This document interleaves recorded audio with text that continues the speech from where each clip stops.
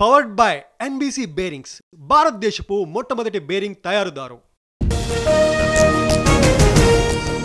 Fee reimbursement సంస్కరణలకు committee, special CS chairman గా 15 మందితో కమిటీ కంచ ఐలయ్య కోదండరాముకు అవకాశం.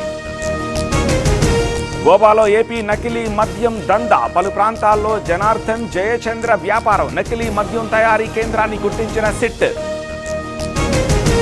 చౌటుప్పల్లో 2 రోజులుగా వర్షాలు, ఇళ్లలోకి చేరిన వరద నీరు, ఎంపీడీఓ ఆఫీసులో ప్రభుత్వ సేవలు బంద్.